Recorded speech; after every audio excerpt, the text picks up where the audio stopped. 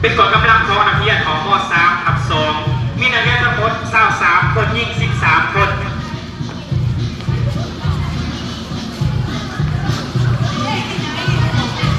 กองกำลังที่2เป็นกองกำลังของหอกม .4/1 มีนักเรียนทั้งหมด22คน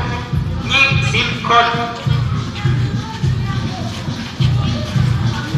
กองกำลังที่3เป็นกองกำลังของนักเรียนของม .3/1 มีนักเรียนทั้งหมด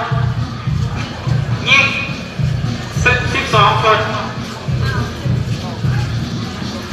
กองกำลังที่4เป็นกองกำลังของหอก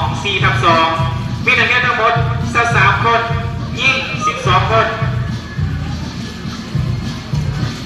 กองกำลังที่5เป็นกองกำลังของนักเรียนของม .2/2 มีนักเรียนทั้งหมด30คนยิง12คน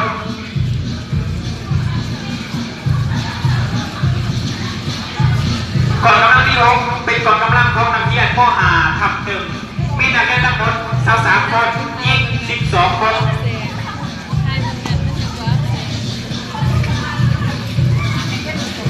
กองกำลังที่7เป็นกองกำลังของนักเรียนของม .2/1 มีนักเรียนทั้งหมด31คน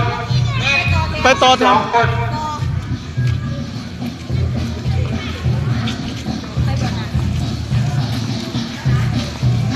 กองกำลังที่8เป็นกองกำลังของนักเรียนของม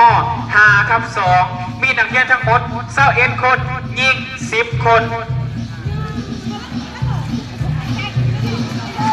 กองกำลังที่9เป็นกองกำลังของนักเรียนของม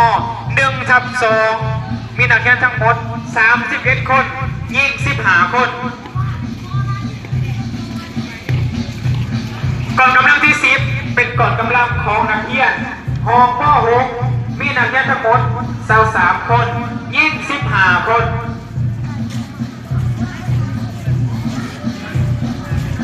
กองกำลังที่11เป็นกองกำลังของนักเรียน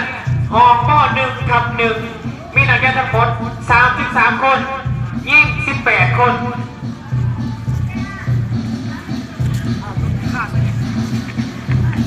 กองกำลัง12เป็นกำลังของม .7 มีนักเรียนทั้งหมด20คนยิง8คนก็คือว่าตัวนี้เนาะการเดินขบวนของนักเรียนสันม .1 หาสันม .7 ก็คือว่าค่อนข้างห้ามเติมเนาะเป็นระเบียบให้ย่างเป็นจังหวะเป็นบักเป็นตอนเนาะบ่ให้ฝ่าวบ่ให้พังอดทนพยายามเนาะเก่าพดเก่าเยือนหากที่ใดทอดคำเป็นว่า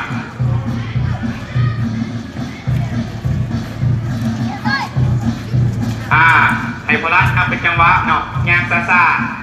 ให้คิดเห็นแพนเค้กยางหรือว่าแพนเค้กยางซาคล้ายๆเป็นเขาประกวดนางๆมานะผู้ชายกันยางแบบรอๆเนาะลังยางรอๆแบบสมาร์ทผู้ถือป้ายเนาะเป็นไอ้ยางสวยงามพวกไอ้เปล่ายางเป็นจังหวะยางซาเนาะ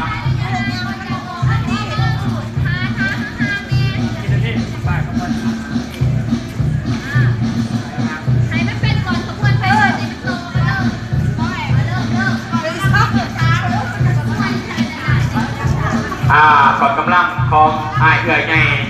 ของม .7 นำขบวนโดยนาคิดอารีก่อนกำลังยังมัน